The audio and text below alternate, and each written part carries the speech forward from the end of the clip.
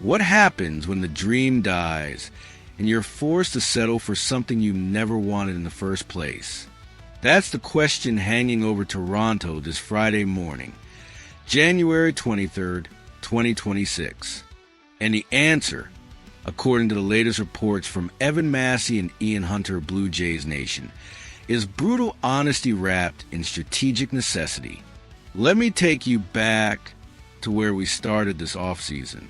The Blue Jays entered the winter with promises of aggression, real aggression, the kind that makes other teams nervous. Kyle Tucker's name echoed through the corridors of Rogers Center. We imagined him protecting Vladimir Guerrero Jr. in the lineup. We imagine a right-handed bat with legitimate power anchoring the middle of the order. We imagine a team that could compete with anyone in baseball. But then Tucker chose the Dodgers. $240 million. Los Angeles. And just like that, Plan A was dead. So we pivoted. We looked at Cody Bellinger. Left-handed bat. Power. Defense. The perfect fit, the analyst said. He was supposed to be the consolation prize that actually worked out. But Bellinger went to the Yankees. He went to the Bronx. He went to strengthen our biggest rival in the AL East. And then came the gut punch, the one that hurt more than any free agent signing or non-signing could hurt. Bo Bichette packed his bags and signed with the New York Mets. The spine of this organization was fractured. The face of the franchise walked out the door. And suddenly, we weren't just losing players. We were losing identity. So now we're here, January 23rd. The free agent market has essentially closed its doors to Toronto. The big names are gone. The marquee players are off the board.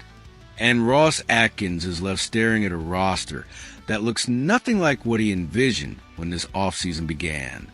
The question that hangs in the air, heavy as a lead weight, is simple. What now?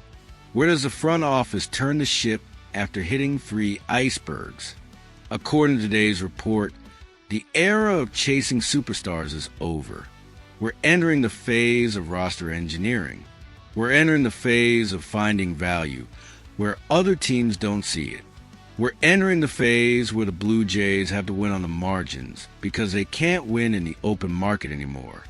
And the name that's emerging as a tactical salvation for 2026 is Brendan Donovan from the St. Louis Cardinals.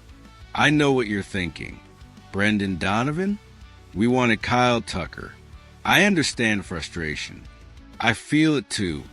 Donovan isn't going to sell thousands of jerseys in the team store tomorrow. He's not going to appear on ESPN highlights with 450-foot home runs every single day. But if we're cold about this, if we're analytical about this, if we strip away the emotion and look at what actually helps a team win baseball games, Donovan might be exactly the kind of Band-Aid that stops the bleeding on this offense. Let's look at the numbers. In 2025, Donovan played 118 games. He hit 10 home runs. He drove in 50 runs. But the number that matters here, the number that tells a real story, is his batting average, 287, and his on-base percentage, 353. The Toronto Blue Jays have suffered for years with one-dimensional players, guys who try to guess pitches and strike out in crucial moments, guys who swing for the fences and miss, guys who don't understand the strike zone. Donovan is the antidote to that. He's a professional hitter. He puts the ball in play. He walks. He frustrates pitchers. Tactically, the fit makes sense. The report points out that Donovan would be an immediate upgrade over Ernie Clement and Davis Schneider. I like Schneider. I like the mustache. I like the energy. But Schneider and Clement are platoon players. They're complementary pieces. Donovan is a legitimate major league starter. And most importantly, he hits well against right-handed pitchers. Our division, the AL East, is filled with elite right-handed pitchers. Garrett Cole in New York, Grayson Rodriguez in Baltimore. Having a left-handed hitter like Donovan, who can play second base, left field, or third base, gives manager John Schneider the flexibility to construct lineups that exploit those weaknesses. It gives them options.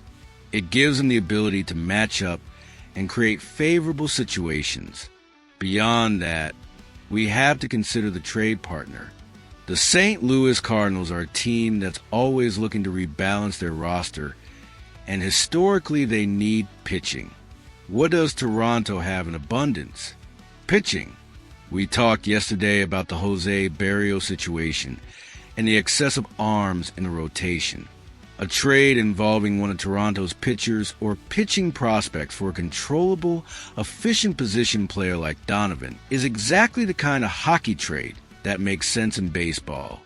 But the report doesn't stop at Donovan. It mentions other pivot options. Stephen Kwan from the Cleveland Guardians. Now, if Stephen Kwan is actually available, the conversation changes completely. Kwan is one of the best contact hitters in baseball. He would be the leadoff hitter of dreams, putting Vladimir Guerrero Jr. in position to drive in runs. Kwan hit 272 last year, but his defensive value and his discipline at the plate are elite. He's the kind of player who changes how an entire lineup functions.